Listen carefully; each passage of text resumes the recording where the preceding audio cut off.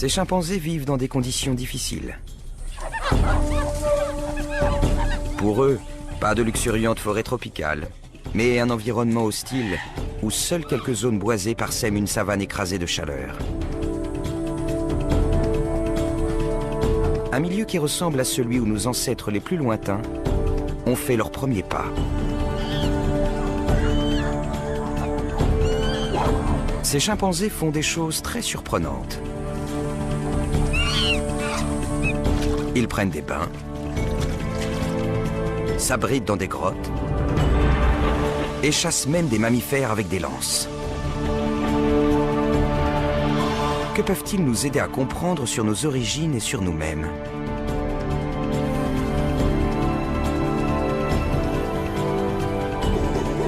L'anthropologue Jill Pruetz et ses chimpanzés pas tout à fait comme les autres bouleversent l'idée que nous nous faisons du singe et de l'homme.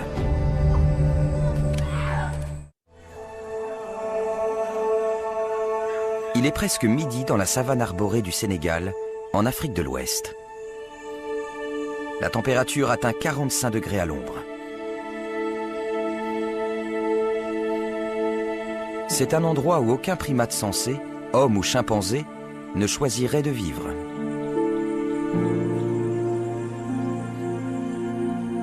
Mais ces singes n'ont pas le choix. Et peut-être que nos ancêtres ne l'avaient pas davantage.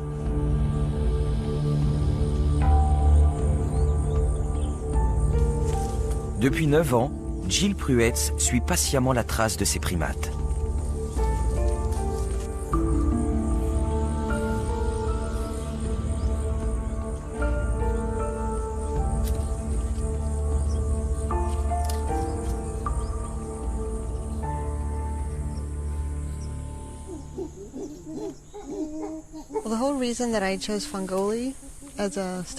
J'ai choisi Fongoli comme terrain d'étude car c'est un endroit très différent de ceux où vivent habituellement les chimpanzés.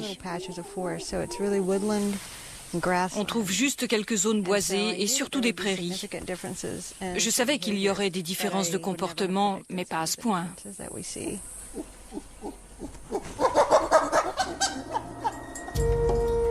Les observations de Jill ont révolutionné notre compréhension des chimpanzés, mais aussi celle de nos tout premiers ancêtres humains, les hominidés. Tout commence il y a 5 à 7 millions d'années. La Terre se refroidit et s'assèche. Les vastes forêts tropicales d'Afrique centrale diminuent peu à peu. L'espèce qu'on a identifiée comme le dernier ancêtre commun à l'homme et aux chimpanzés est confrontée à un choix. Se replier dans les rares poches de forêt ou s'adapter à un mode de vie plus rude dans des zones moins boisées comme ici.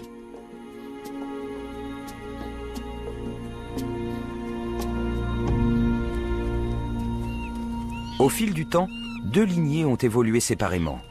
L'une a continué à marcher sur ses phalanges et l'autre, pour des raisons qui font toujours débat, s'est mise debout.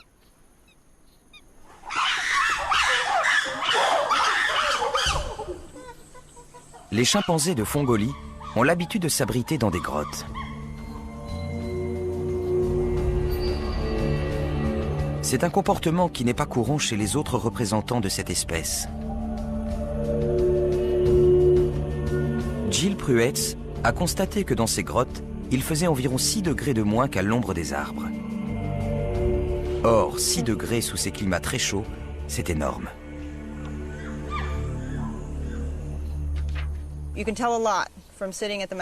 On peut apprendre beaucoup de choses juste en s'asseyant à l'entrée d'une grotte.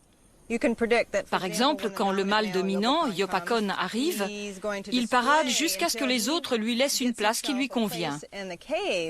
Il y a aussi de grosses bagarres qui éclatent quand Lupen, un petit jeune qui monte, jette quelque chose dans la grotte. Ça fait sortir les autres mâles.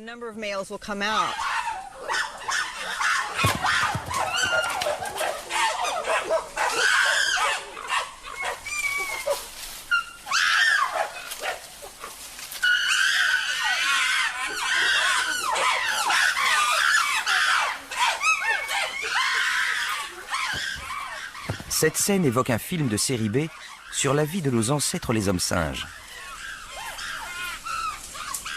Mais on peut pourtant en tirer bien des enseignements.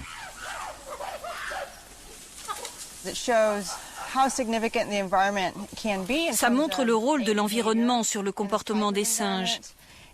Et c'est intéressant parce que ça fait penser aux premiers hommes qui s'abritaient sans doute eux aussi dans des grottes.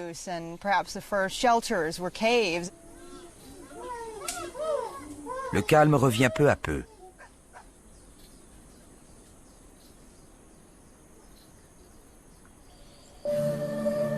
Une mère et son bébé femelle se préparent à faire une sieste.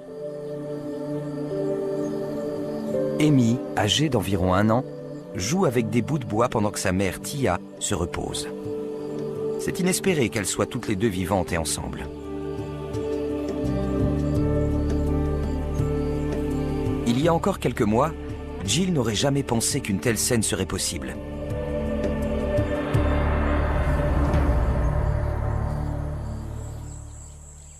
Il faut remonter à 2009.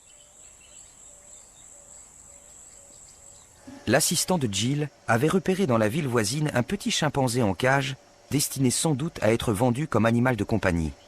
La jeune anthropologue redoutait un tel drame depuis longtemps. Quand Jill, rentrée précipitamment des États-Unis, arrive à Fongoli, son équipe a réussi à récupérer le petit. Ils sont déterminés à le réintroduire dans la nature. Mais pour cela, il faut que la mère soit encore en vie. La plupart du temps, les chasseurs tuent la mère pour capturer le bébé. Jill doit localiser au plus vite le groupe de chimpanzés.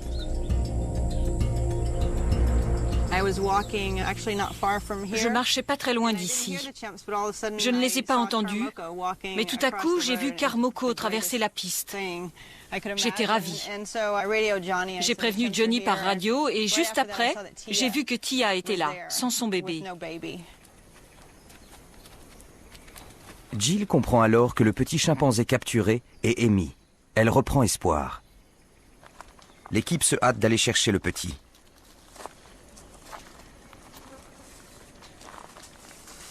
Il le place dans un sac et le dépose le plus près possible d'un figuier où le groupe est en train de se nourrir.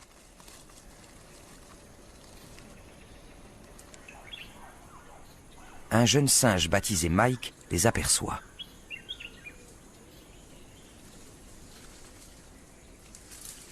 Mike est très curieux. Il s'intéresse plus aux hommes que les autres chimpanzés. Il nous regardait, alors on s'est éloigné. Le bébé était toujours dans le sac. Très vite, Mike s'est approché. Il s'est dressé, comme le font les chimpanzés quand ils veulent qu'un petit vienne à eux. Le bébé s'est jeté dans ses bras et il l'a attrapé. Le petit a poussé un petit cri de joie.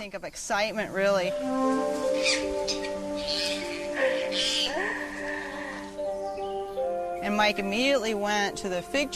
est immédiatement retourné au figuier. Tia venait juste de descendre à terre. Mike lui a tendu Amy. Tia l'a prise dans ses bras. Puis tous les autres chimpanzés sont arrivés. Je ne voyais pas grand-chose, mais j'entendais les petits cris de joie d'Amy. Grâce à Mike, les retrouvailles entre la mère et son petit ont été plus faciles que Jill ne l'avait imaginé. Et Amy paraît en bonne santé, même si elle refuse de s'éloigner de sa mère.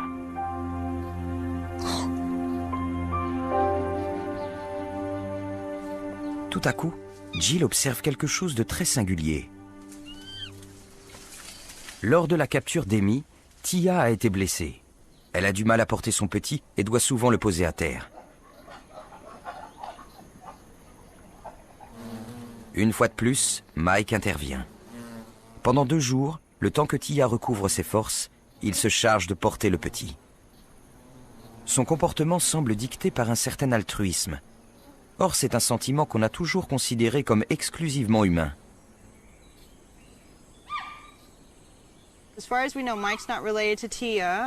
Vu que Mike n'a pas de lien de parenté avec Tia, son attitude était inhabituelle pour un jeune mâle.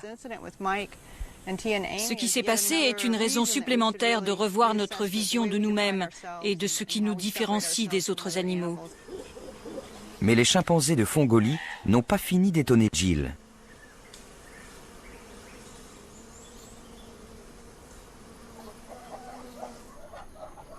Cette année, la pluie se fait attendre.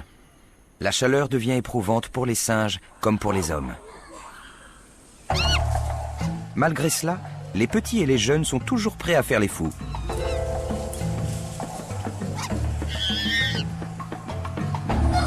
Les mâles adultes doivent faire preuve d'autorité.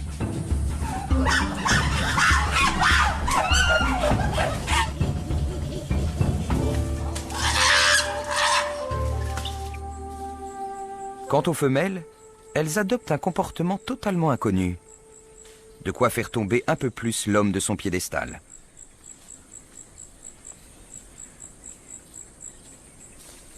Elles chassent avec des lances. Voici leur proie.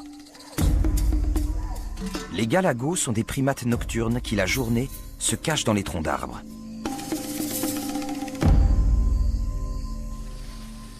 Et voici Tumbo, grand spécialiste de la chasse à la lance. Ces images datent de 2007. Avant que la caméra ne s'enclenche, Tumbo venait de donner un grand coup avec un bâton pointu dans le creux d'un arbre. On la voit s'asseoir pour déguster le galapago qu'elle a tué avec cette arme de sa fabrication. C'est un moment historique.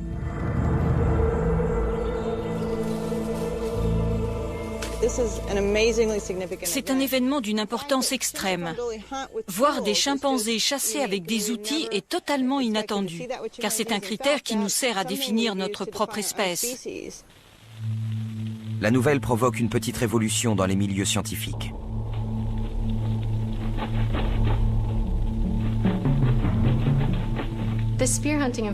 Apprendre qu'il chassait à l'aide d'une lance m'a sidéré.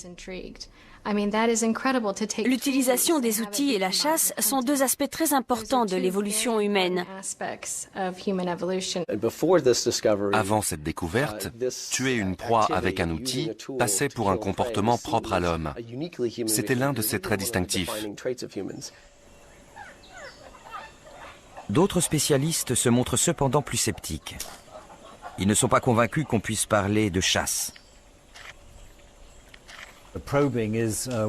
Fouiller dans un trou avec quelque chose pour voir ce qui en sort, les chimpanzés font ça partout. Alors que la chasse, pour moi, c'est repérer une proie et s'attaquer à elle. Mais pour Jill, il s'agit clairement de chasse et non simplement de fourrager dans un trou.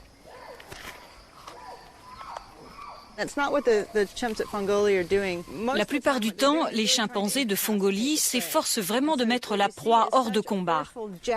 Ils portent des coups d'une telle force que ça me fait penser à la scène de la douche dans Psychose. Est-ce ainsi que chassaient nos premiers ancêtres? À l'aide de lances en bois? Comme le bois se fossilise rarement, les chances de retrouver de telles armes sont extrêmement minces. Et l'idée que l'utilisation des outils pourrait remonter à une époque aussi ancienne est très controversée. Mais les chimpanzés de Jill pourraient bien ouvrir une fenêtre sur ce lointain passé, il y a 5 à 7 millions d'années. Prouver de manière irréfutable que les femelles chassent est difficile. Jill suit principalement les mâles.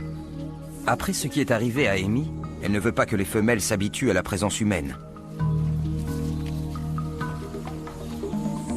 Elle n'a donc pas encore pu filmer une scène de chasse dans son intégralité. Les chimpanzés, eux, n'ont pas conscience du caractère exceptionnel de leur vie quotidienne. L'empathie, l'utilisation des grottes pour s'abriter, la chasse à la lance ne sont que le début de leur extraordinaire histoire.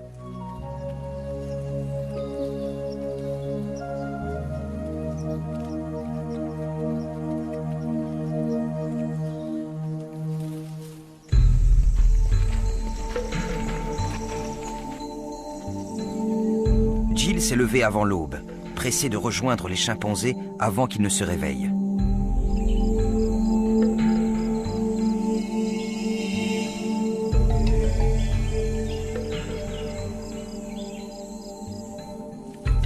Chaque jour, ces étudiants et elle pistent chacun un mâle différent.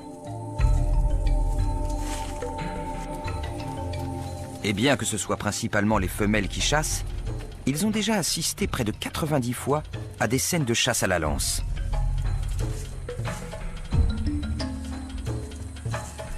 Plus incroyable encore, ils ont vu des adolescents et même de jeunes mâles en train de s'essayer à cette technique.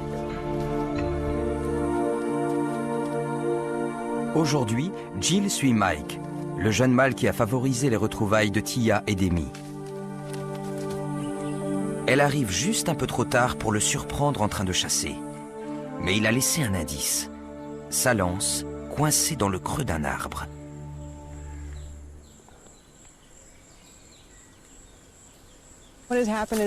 Mike a coincé son outil dans l'arbre.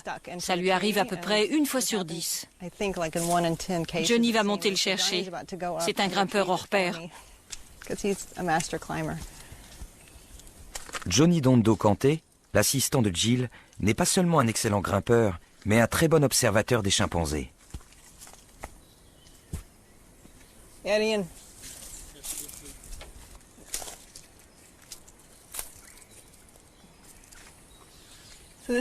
Voici l'outil que Mike a fabriqué. Il est un peu moins long que la moyenne. Normalement, ils sont longs comme ça, mais il est solide.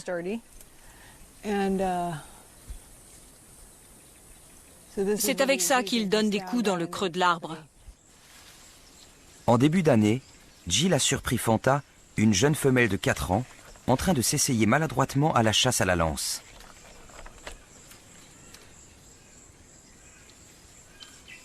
Mais les jeunes ne paraissent pas encore maîtriser le geste.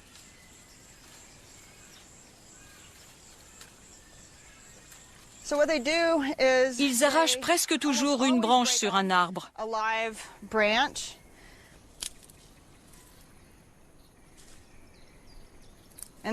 Casser le bout rend l'outil plus solide. Pour finir, certains chimpanzés, surtout les jeunes femelles comme Tumbo, aiguisent l'extrémité avec leurs dents.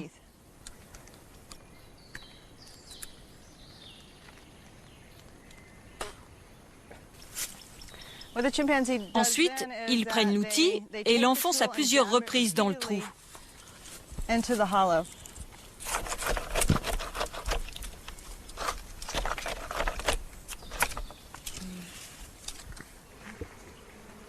Et s'ils ont de la chance, ils tuent un galago.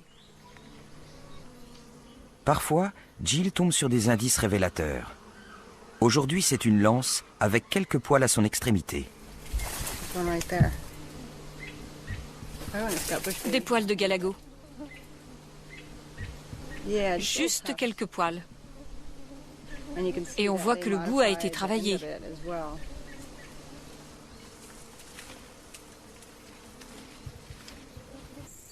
La viande est une denrée rare ici, surtout pour les femelles. Les mâles attrapent les proies à la main et ne partagent pas souvent leur butin.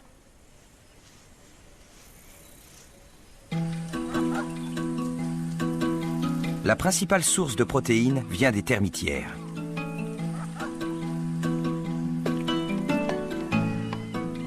Presque tous les jours, les chimpanzés de Fongolie répètent ces gestes en apparence anodins, mais qui, du point de vue de l'évolution, sont déterminants. Cette scène est la même que celle observée par la primatologue Jane Goodall en 1960. Un chimpanzé qui enfonce une brindille dans une termitière pour y pêcher des insectes. Cette brindille est bien un outil, si grossier soit-il. Or, on a longtemps pensé que fabriquer des outils était l'apanage de l'homme. Ce comportement est ce qui a poussé le paléontologue Louis Leakey à déclarer « À présent, il faut redéfinir la notion d'homme et la notion d'outil, ou accepter le chimpanzé comme étant humain. »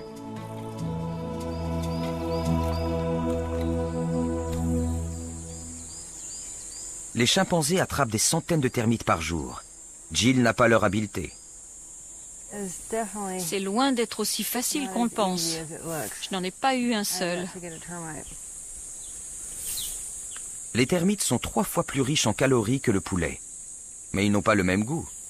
Et ils mordent. J'en ai un. Ça a quel goût? Je ne sais pas si...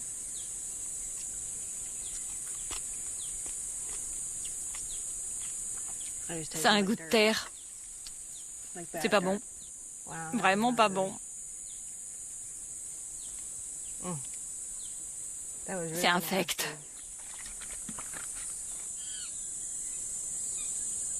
La petite Amy est à présent complètement remise. Elle n'est que modérément intéressée par la termitière. Sa cousine Teva, en revanche, âgée de 2 ans, est attentive aux moindres gestes des adultes.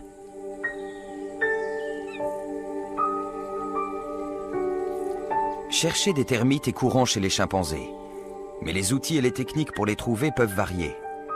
Cela fait partie intégrante des traditions et de la culture de chaque groupe. Parler de culture à propos de chimpanzés peut surprendre.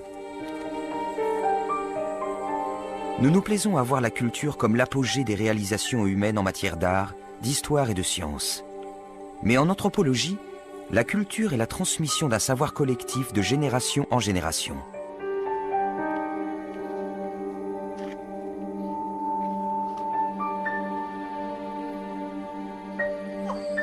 Qu'elle en ait conscience ou non, la petite Teva est en train d'acquérir la maîtrise de l'une des principales disciplines de sa culture. Les jeunes chimpanzés mettent en général 4 ou 5 ans pour y parvenir, mais elle semble très précoce.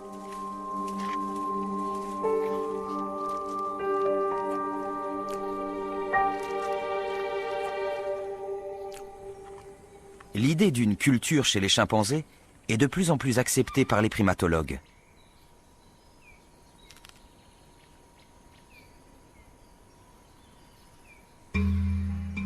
Sur l'ensemble du territoire africain, les chimpanzés font appel à différentes techniques pour écraser les noix et les fruits. Certains utilisent des morceaux de bois, d'autres des pierres. Ceux de Fongolie frappent les fruits du baobab contre des pierres ou des arbres.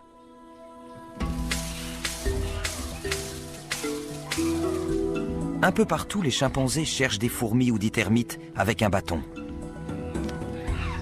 Enfin, quand ils sont malades, certains chimpanzés consomment même des plantes au goût amer et se transmettent leurs connaissances sur les vertus thérapeutiques de ces végétaux.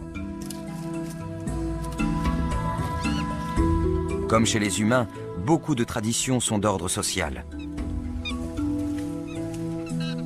Dans cette technique particulière de toilettage, 2 chimpanzés se tiennent la main, le bras levé, et s'inspectent mutuellement à la recherche de savoureux parasites.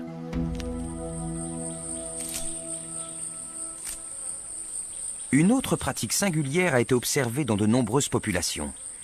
Elle consiste à découper de petits morceaux de feuilles avec les dents, en produisant un bruit distinctif pour capter l'attention des autres membres du groupe. Sa signification varie selon les communautés.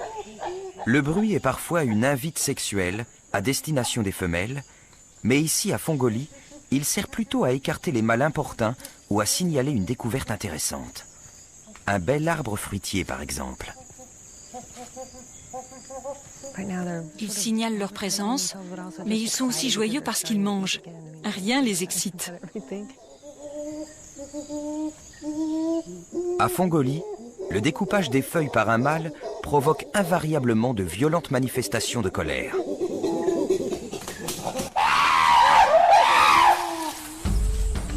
Ces traditions passent des adultes aux plus jeunes dans un transfert des connaissances dont on pensait autrefois que seul l'être humain était capable.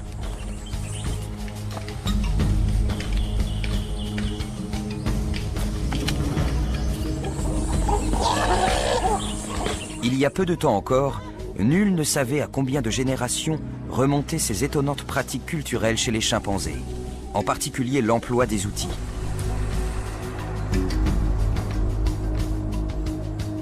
On a longtemps supposé que les chimpanzés avaient appris à se servir des outils en observant les hommes. Mais dans une autre région d'Afrique, des chercheurs ont eu l'idée d'effectuer des fouilles archéologiques axées sur les chimpanzés. Une approche qui a porté ses fruits.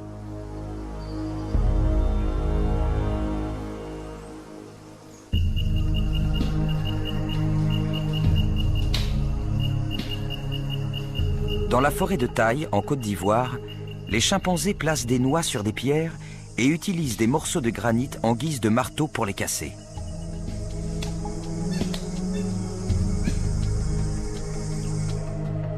Récemment, le primatologue Christophe Bauch et l'archéologue Julio Mercader ont tenté de mettre au jour des modèles plus anciens de casse-noix de ce genre.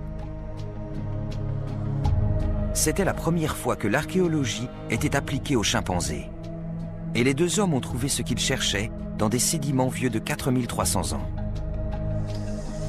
Ils en ont conclu que les chimpanzés se servaient d'outils en pierre depuis plus de 200 générations. Ces singes ne peuvent donc pas avoir copié les hommes, car il n'y avait aucune population humaine dans la forêt de taille à cette époque. Certains anthropologues vont encore plus loin. Pour eux, l'emploi d'outils en pierre pourrait remonter au moment décisif où l'ancêtre commun aux hommes et aux chimpanzés a évolué en deux branches différentes.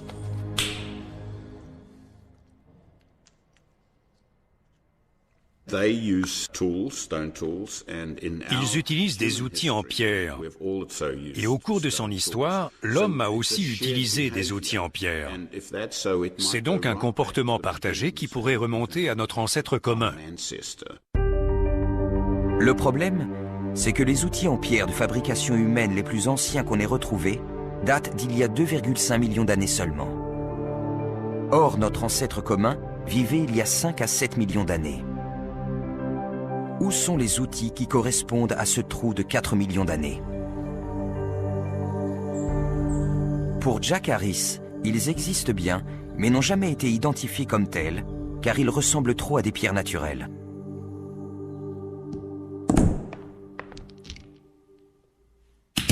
L'anthropologue a donc demandé à certains de ses étudiants de reproduire les gestes des chimpanzés afin de mettre en évidence une signature reconnaissable qui permettrait de distinguer les outils des pierres naturelles. On voit clairement que ça laisse un creux ou une marque qui est très différente du reste de la surface de cette pierre. Après avoir recensé les différents types de marques, ils effectueront des fouilles dans les couches fossiles correspondant à l'époque de nos plus anciens ancêtres. Ils espèrent y trouver des pierres qui réécriront les débuts de notre préhistoire. C'est un travail tellement nouveau que nous sommes vraiment à la pointe dans ce domaine, même si c'est bizarre de parler de pointe pour un marteau. Je suis convaincu que nous trouverons ces marteaux de pierre. L'idée que l'usage des outils en pierre remonte aussi loin commence à faire son chemin. Un jour, sans doute, on trouvera des sites comme ceux que Mercader a analysés en Afrique de l'Ouest qui prouveront que les australopithèques avaient des outils en pierre. Oui, pour moi, ça remonte au dernier ancêtre commun. Les anthropologues Cricket Sens et David Morgan ont passé 10 ans à étudier les chimpanzés dans le triangle de Gwalougo, au Congo. Pour filmer la façon dont ils emploient leurs outils, ils ont disposé des caméras autour d'une termitière. Et ils ont obtenu des images stupéfiantes.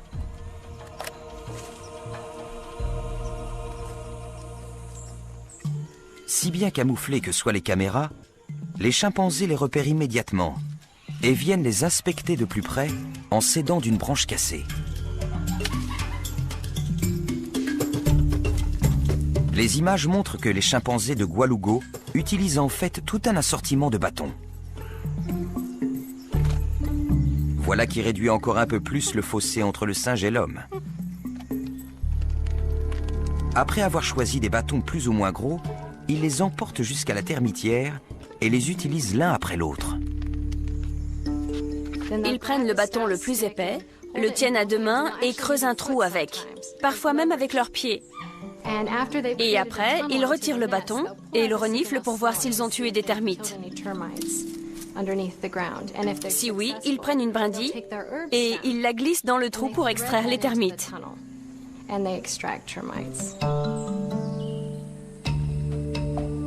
Les chimpanzés d'Afrique centrale sont gourmands. Leurs outils pour recueillir le miel sont encore plus sophistiqués. Un chercheur en a récemment découvert pas moins de 5 différents à côté d'une ruche.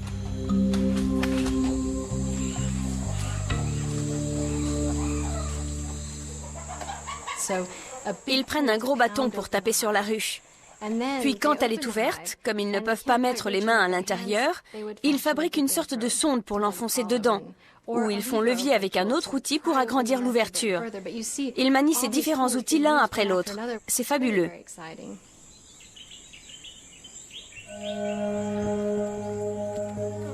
Quand un chimpanzé fabrique différents outils, les transporte jusqu'à une termitière ou une ruche et les utilise chacun pour un usage déterminé, il fait preuve d'un degré élevé de planification et de réflexion. Un degré qu'on attribuait autrefois qu'à l'homme.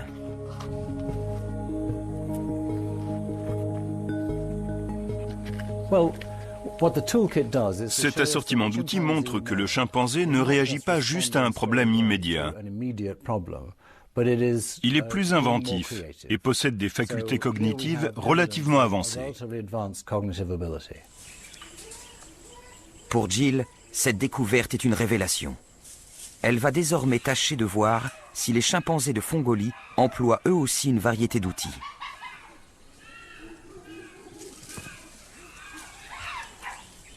Elle n'a cependant toujours pas réussi à filmer leur comportement le plus étonnant. Une partie de chasse complète, depuis la confection de l'arme jusqu'à la mise à mort de la proie.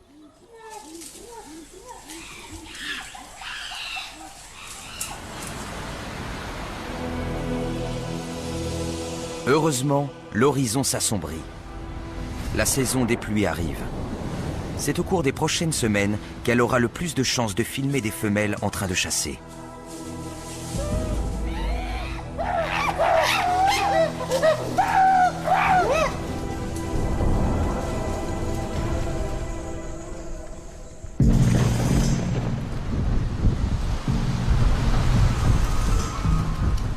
Avec plusieurs semaines de retard, la pluie et le vent s'abattent enfin sur Fongolie.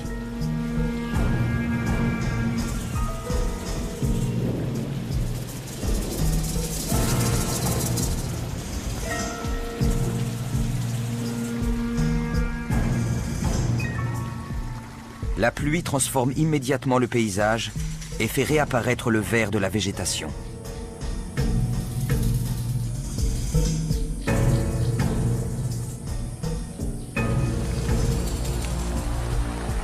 L'eau se ferait un chemin le long des lits asséchés et forme des mares par endroits.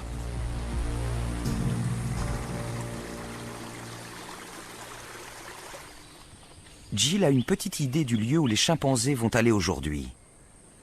Après 6 mois de chaleur torride, ils meurent tous d'envie de se baigner.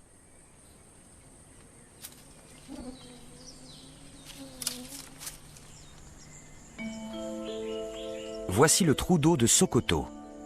C'est là que les chimpanzés de Fongolie rompent une fois encore avec les habitudes de leurs congénères. Le premier arrivé est un jeune mâle. Il sait qu'il doit profiter d'avoir le trou d'eau pour lui tout seul, car une fois que les grands mâles seront là, il se fera déloger.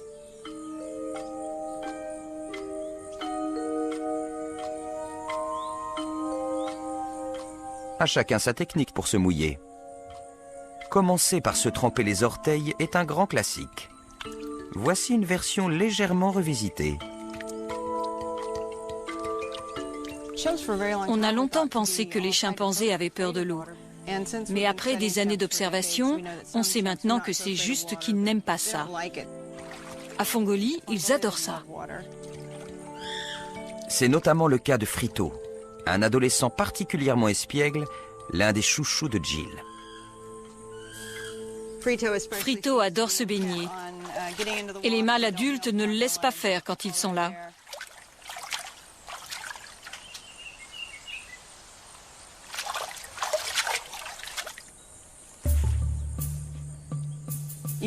Vous pouvez rester là des heures, il y en a toujours un qui entre ou qui sort.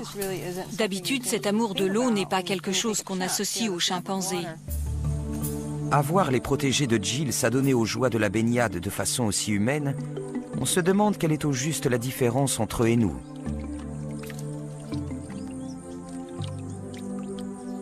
L'utilisation des outils, la chasse et la culture sont autant de critères de différenciation qui ont été gommés au fil des ans.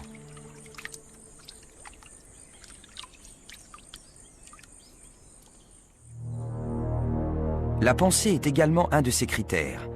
Mais notre gros cerveau est apparu des millions d'années après que notre lignée s'est séparée de celle des singes. Hormis des différences dans la dentition des hominidés, il ne reste désormais qu'une seule distinction. L'homme s'est mis debout.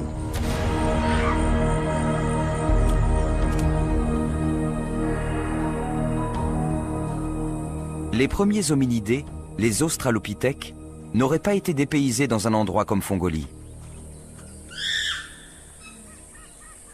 Dans une large mesure, les australopithèques ressemblaient à des chimpanzés debout. Leur tête était un peu différente, le visage plus court, la proportion des membres légèrement différente, mais ils étaient de la taille d'un chimpanzé. Et quand on voit un chimpanzé debout, de loin on pourrait facilement le confondre avec un australopithèque.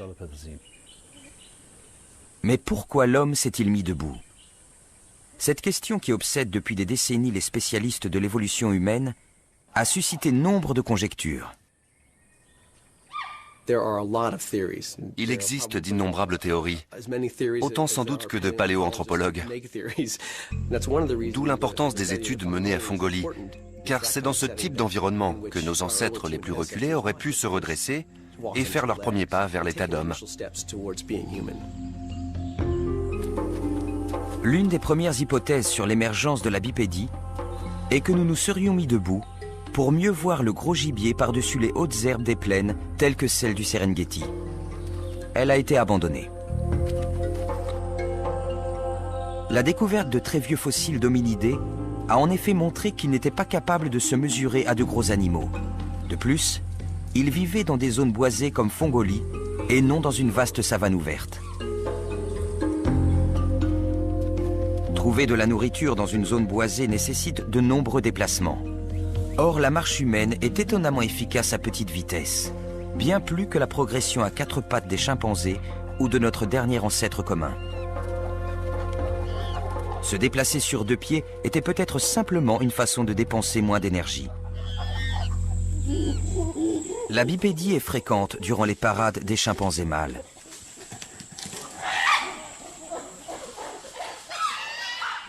Certains anthropologues ont donc suggéré qu'elle aurait eu pour origine une fonction sociale, intimider les autres mâles et même exhiber ses attributs virils aux yeux des femelles, ou encore se libérer les mains pour rapporter de la nourriture aux femelles, gênées dans leurs mouvements par leurs petits.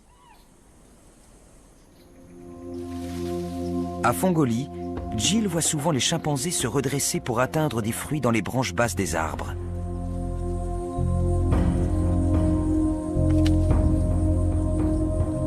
Mais cette façon de se nourrir n'avait pas de raison d'être dans une forêt tropicale où les fruits se trouvent à 25 mètres du sol et ne peuvent être cueillis qu'en grimpant.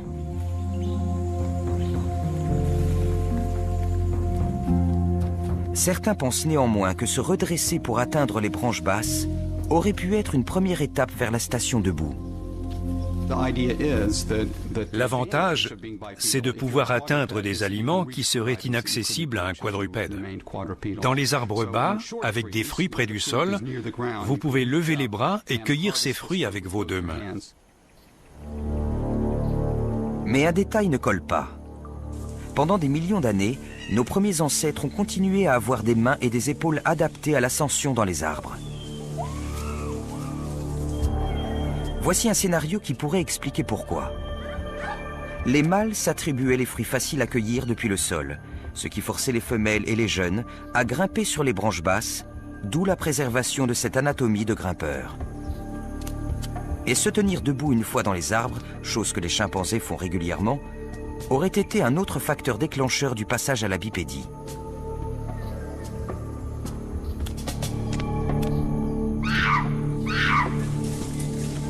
Mais rien ne permet d'affirmer qu'il en a été ainsi. Les baignades dans le trou d'eau de Sokoto évoquent une autre possibilité. Pour certains chercheurs, c'est en effet l'eau qui nous aurait poussés à marcher sur 2 jambes. Comme le climat s'asséchait et que la forêt tropicale reculait, l'eau est sans doute devenue une denrée rare. L'idée, c'est que nos ancêtres ont eu la chance exceptionnelle de se trouver dans une région qui est restée humide. alors que la terre s'asséchait et que les forêts régressaient. S'aventurant dans les mares, ils y auraient trouvé une nourriture extrêmement riche, comme les racines des plantes aquatiques. C'est pour pouvoir avancer dans l'eau et regagner l'autre rive qu'ils se seraient redressés sur leurs membres postérieurs.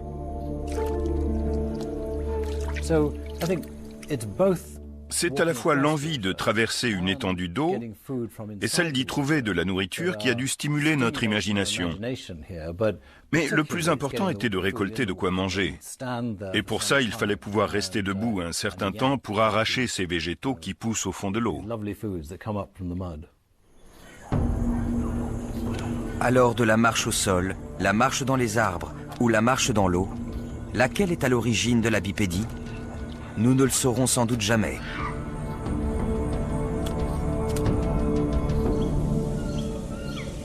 Mais puisqu'il s'agit de notre caractéristique distinctive, nous continuerons à tenter de le découvrir. Au trou d'eau de Sokoto, Jill n'observe parmi ses chimpanzés aucune tentative pour trouver des plantes aquatiques. Ils ne pensent visiblement qu'à se rafraîchir et à s'amuser.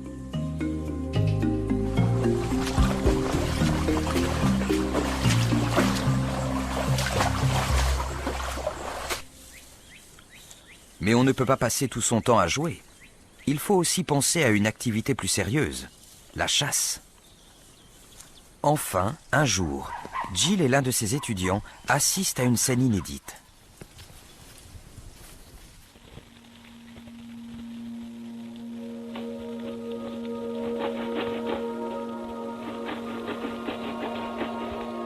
Le singe qu'on voit ici s'appelle Bilbo. Bilbo n'est ni une femelle adulte, ni un adolescent, mais un mâle de 25 ans indéniablement occupé à chasser. À de multiples reprises, il enfonce un bâton affûté dans le creux d'une branche d'arbre. La violence des coups est telle que le bruit résonne à travers toute la forêt.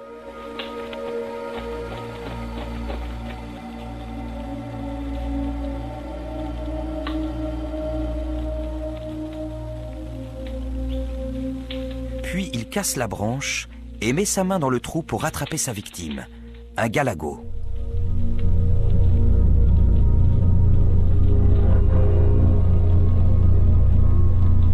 Les images sont un peu floues, mais ne laissent aucun doute. L'objectif est de blesser et de tuer avec une arme.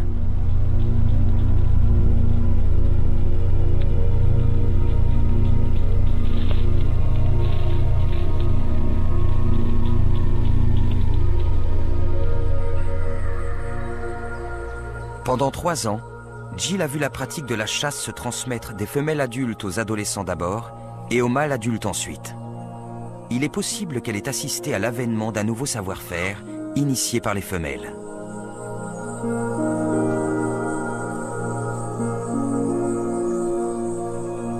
L'anthropologue s'apprête à faire ses bagages pour retourner aux États-Unis jusqu'à la saison prochaine. Mais ces chimpanzés vont faire tomber une barrière de plus entre les singes et les hommes.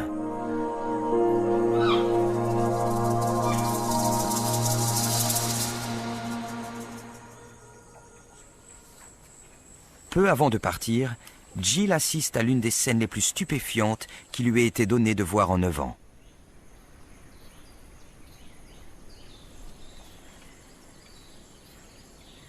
Cette femelle, Nickel, tient à la fois une lance et son petit, Teva.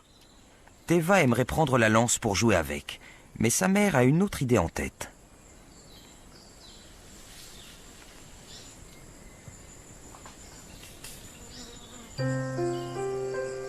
Nickel enfonce la lance dans un trou où elle a visiblement déjà chassé, comme en témoigne la présence d'autres lances. Puis elle laisse son arme en position et permet à Teva de prendre sa place.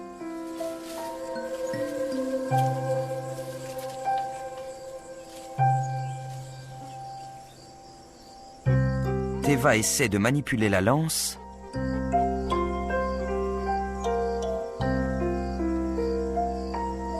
et finit par la casser.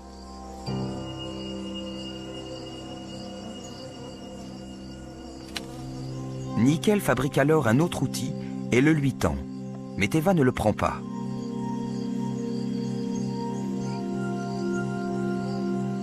Nickel se baisse et le met dans le trou pour une prochaine leçon.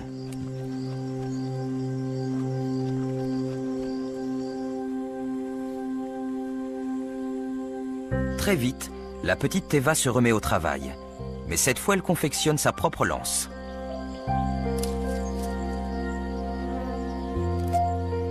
Nickel est-elle vraiment en train d'apprendre à la petite Guenon à chasser? Ce serait une première. Les hommes sont censés être les seuls à enseigner de façon active. Les bébés chimpanzés sont supposés apprendre uniquement par imitation.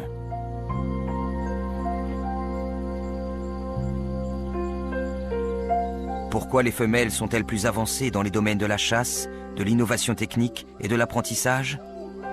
Peut-être parce qu'elles n'ont pas le choix.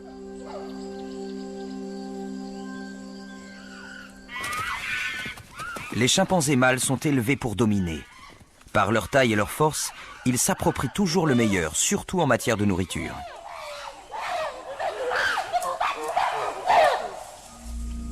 C'est peut-être ce qui pousse les femelles à innover, à faire preuve d'inventivité, surtout dans un environnement difficile comme à Fongolie.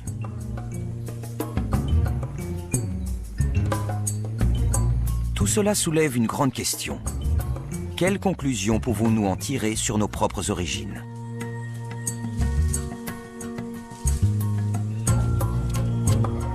Chez nos premiers ancêtres, est-il possible que les femelles aient pris l'initiative technologique, aient innové, fabriqué et maîtrisé des outils destinés à tuer?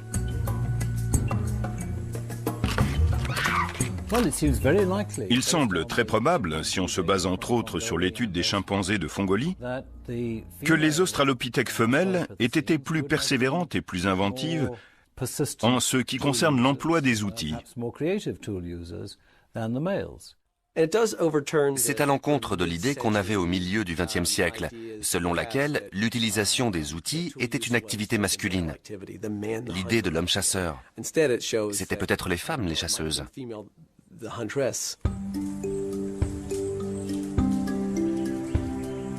L'été s'achève. Les chimpanzés de Fongolie sont en pleine santé.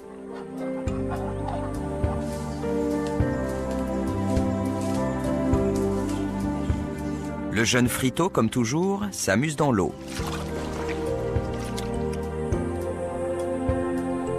Mike approche de l'âge adulte et promet de devenir un beau mâle.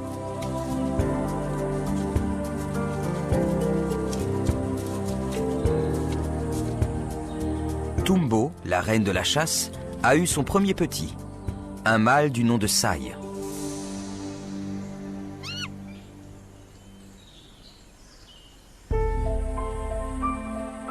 Quant à la petite Amy, elle n'a gardé aucune séquelle de sa mésaventure. Sa mère et elle sont inséparables. Malgré toutes les découvertes faites ici, ce sont ces retrouvailles qui resteront le plus profondément gravées dans la mémoire de Jill.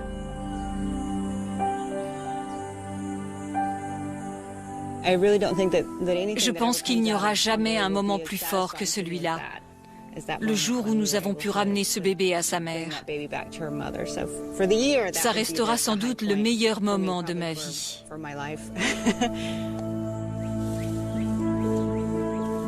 Jill est sur le départ. Les chimpanzés de Fongolie vont continuer à jouer et chasser comme ils l'ont toujours fait, sans se douter qu'ils sont en quelque sorte les pionniers de leur espèce. Où s'arrêteront-ils? Continueront-ils à estomper la frontière entre les singes et les hommes? Une chose est sûre, ils ont encore beaucoup à nous apprendre et nous laissent avec de nombreuses interrogations sur ce qu'est véritablement le propre de l'homme.